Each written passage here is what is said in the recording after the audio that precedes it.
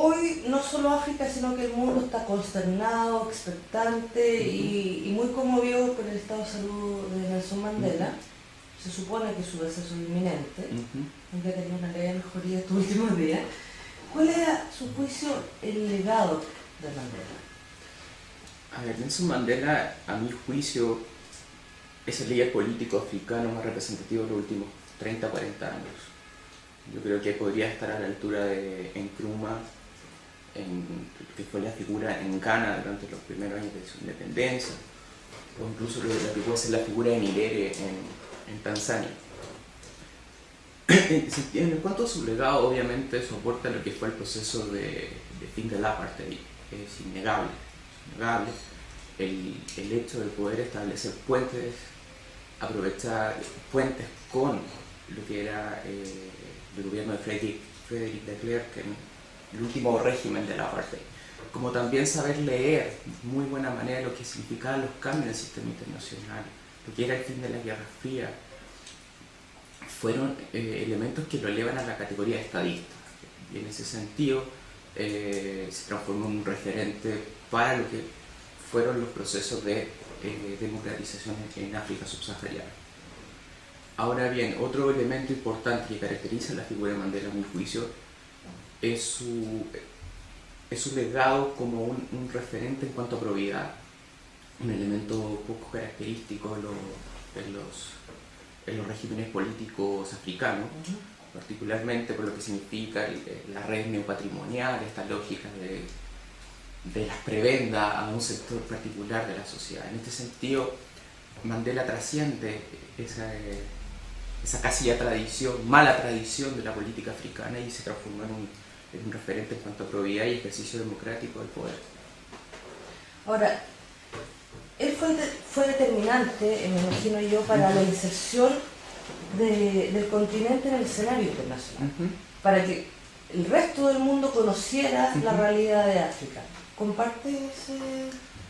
A ver, África siempre ha sido parte del sistema internacional. O sea, si nos retrotraemos siglos atrás, África siempre fue una pieza estratégica en la política internacional, particularmente por lo que era como fuente de recursos naturales. En ese sentido, no podemos decir que África aparece en la escena internacional a partir de 1994 con el ascenso de Nelson Mandela al poder. Es más, varios siglos atrás, para bien o para mal, la trata de esclavos significó era un posicionamiento de África en el sistema internacional. Dicho eso, la figura de Nelson Mandela obviamente también trascendió a las fronteras del continente africano. Lo que te comentaba hace un instante atrás, su liderazgo significó llevar la voz del continente africano hacia particularmente los organismos internacionales. Sudáfrica, en su política exterior luego del apartheid, apostó fuertemente por los foros internacionales.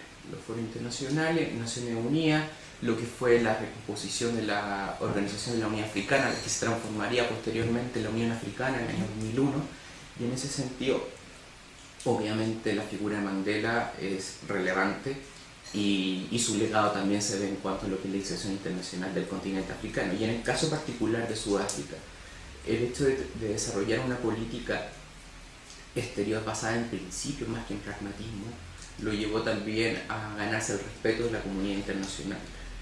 La lucha por los derechos humanos, obviamente, derivado de lo que había sido la carga traumática del régimen del apartheid, llevó a Mandela a darle una prioridad al tema de los derechos humanos en su agenda internacional. Y en ese sentido, Sudáfrica logró establecerse como un referente en esta materia en cuanto a una política exterior activa en este campo. Perfecto. Hoy día la realidad de África es bastante distinta. A juicio de la directora del Fondo Monetario Internacional, los países emergentes africanos se han convertido en una fuerza impulsora, motora del crecimiento económico mundial. ¿Tú compartes esa opinión y cómo se ve reflejada esa situación en la práctica, en la realidad? A ver, en el sentido, el continente africano es una fuente de recursos naturales. Y en este sentido, el alza de los precios de los commodities obviamente ha llevado a que África se vuelva una pieza estratégica de de la economía internacional. El tema de la seguridad energética también es un elemento importante a considerar en el crecimiento económico de los países africanos. Los gigantes exportadores de petróleo como Nigeria se han posicionado en el sistema internacional, han logrado un estatus a nivel internacional gracias al precio de los commodities, particularmente del petróleo, en los últimos años. En ese sentido, obviamente, comparto la apreciación de la directora del Fondo Monetario Internacional. Ahora bien, crecimiento económico no significa desarrollo. En ese sentido, y esa es la deuda pendiente. Es el gran desafío. Es el gran desafío de los países africanos, esa es la deuda pendiente. El crecimiento económico es una variable importante, pero si tú miras, por ejemplo, el índice de desarrollo humano, África sigue a la cola del resto de las regiones del mundo. Y en ese sentido, lo que es importante y en lo que debe apuntar los gobernantes del continente africano es precisamente a que ese crecimiento económico no se transforme en un botín para un sector particular de la sociedad, que es aquella que sostiene a los gobernantes en el poder, sino que se permee y que permita el desarrollo integral de la sociedad africana. Perdón, y esa es una deuda también en el discurso del Fondo Monetario Internacional. Ahora, ¿crees tú de alguna manera que los conflictos armados constituyen una amenaza permanente para que se materialice este desarrollo? Por supuesto, es innegable que la violencia se transforma en un condicionante del éxito de los procesos de democratización y de la pacificación del continente africano. Ahora bien, aprovecho esta instancia para incorporar un elemento más a la discusión. Siempre se habla de que los factores étnicos son los gatillantes de la violencia en África. Sí y no. Es un elemento a considerar, pero no es el único. Esa mirada al final lo que se transforma en una mirada casi sesgada, en que son representando al pueblo africano como unos bárbaros. Y esa no es la realidad. Es cierto, la violencia armada tiene un componente étnico importante, derivada precisamente de la artificialidad de las fronteras, un elemento que nos hace retrotraernos muchos siglos atrás.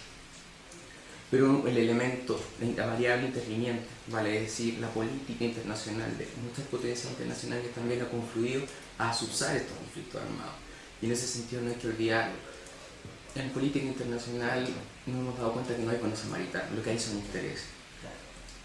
Por lo tanto, las potencias internacionales van a intervenir en el concierto africano cada vez que sus intereses estratégicos se ven en juego. Y esa intervención a la vez va a gatillar que la violencia armada se mantenga. El caso de lo que fue Costa de Marfil hace un tiempo atrás es fiel reflejo de eso. La intervención de Francia en África no responde a una política de buen samaritano, sino que más que nada implica la defensa de un área estratégica para sus intereses. Y por eso quiero remarcar ese elemento. La violencia, es cierto, es un condicionante del desarrollo del pueblo africano. Ahora bien, la explicación de esa violencia no solamente hay que remitirla a la lucha étnica. Perfecto. Ahora, todo este interesante despertar de África, podríamos decir que es lo que te ha motivado a realizar un exhaustivo estudio sobre el continente, y me imagino que esta es la base de inspiración de un curso que se va a comenzar a impartir en octubre aquí en el Instituto de Estudios Internacionales. Cuéntame un poco sobre el curso, a quién está dirigido, cómo está estructurado, qué aspecto abordará y por qué Chile debiera mirar con especial atención lo que sucede en África. A ver, el tema de los estudios africanos en Chile, como tú bien sabes, es casi nulo. Esa es una deuda pendiente en la academia chilena. Y en este sentido, como instituto, creo no pecar de soberbio, estamos dando un paso importantísimo, estamos siendo pioneros en esta área. El área de los estudios africanos fue constituida, impulsada más bien en el año 2007 con el profesor Claude Pomerleau, un profesor visitante regular en nuestro instituto, un antiguo colaborador, quien con su trabajo académico en la Universidad de Portland, como también en la Universidad de los Mártires de Uganda, desarrolló el primer curso sobre estudio africano y del cual tuve la suerte de ser estudiante por aquellos años. desde ese minuto que el área, para mí ha sido un área de interés que yo he intentado desarrollar dentro de nuestro instituto como un tema tanto en el ámbito de la docencia, la extensión universitaria y lo que es la docencia de posgrado en esta área. Desde mi regreso a Chile de mi estudio de doctorado, precisamente en estudios africanos, mi idea es establecer un grupo de trabajo, un núcleo de trabajo en esta área en el instituto. Hemos constituido junto a una profesora de la Facultad de Filosofía, la profesora Carolina González, hemos desarrollado este curso, hemos ido ideando este curso precisamente para dar a conocer la realidad africana, una realidad que en Chile se desconoce y que la mayoría de las veces al hablar de África se peca, digamos, del desconocimiento y se peca también de replicar aquellos mitos que hay en torno a la África subsahariana. En este sentido, lo que buscamos con este curso es precisamente abrir al continente, tratar de mostrar la realidad africana de que su riqueza viene desde la época precolonial. La riqueza en la realidad africana va a ir marcando también lo que es el devenir de la política internacional. Y en ese sentido, es que este curso de carácter interdisciplinario, en donde vamos a tener la perspectiva de lo que son los estudios de género, vamos a tener de la economía política, de las relaciones internacionales, de la ciencia política, del mundo de la cooperación internacional, es una manera de acercar al público en general, los estudiantes de pregrado, a los estudiantes de posgrado, a profesionales chilenos que a lo mejor tienen algún interés en desarrollar alguna actividad profesional o comercial en África, entregarles las herramientas y un panorama general con respecto a este continente desconocido en esta parte del mundo. En este sentido, este curso es el primer paso. Nuestra idea como instituto es el próximo año transformar este pequeño curso ya en un curso más avanzado, en un diploma de postítulo, y en ese sentido es que estamos trabajando, recogiendo las impresiones a partir de lo que ha sido mi experiencia también como investigador visitante en la Universidad Autónoma de Madrid, en el grupo de estudios africanos, con la colaboración de otro gran colaborador de este instituto, el profesor Pedro Martínez Lillo, quien nos ha abierto la oportunidad de poder mantener contacto en torno a los temas de la África subsahariana.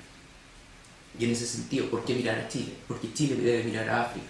Obviamente, somos un país que ya está inserto en el mundo. Y en ese sentido, al estar inserto en el mundo y al intentar cumplir con nuestro rol que nos hemos autoimpuesto de transformarnos en una potencia media en desarrollo, estamos llamados a mirar al mundo en su conjunto. Y África es una deuda pendiente de nuestra política exterior. Es una oportunidad, tanto para lo que significa nuestra cooperación internacional al desarrollo, como también en lo que significa en el fortalecimiento de nuestra alianza estratégica en materias tan importantes como puede ser la minería o la seguridad energética. Y en ese sentido es que también invitamos a este curso a participar, a incorporarse a miembros del sector público para que conozcan estos temas y nuestra diplomacia se vea fortalecida en un área en la cual estaba carente desde ya muchísimos años. ¿Cómo está estructurado el curso? El curso está estructurado, la verdad, en 11 clases.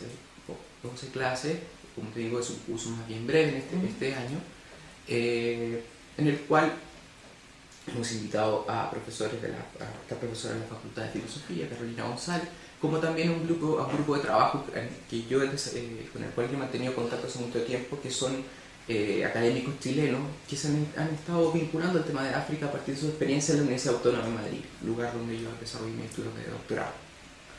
Ellos van a desarrollar particularmente los temas de los estudios africanos desde la mirada de la ciencia política, de la historia, de los estudios de género, desde la economía política. Esa es nuestra idea, intentar entregar una mirada interdisciplinaria a los temas, y la interdisciplinaridad es la esencia de este instituto. Por lo tanto, cumplimos con nuestro fin como instituto en el marco de la Universidad de Chile.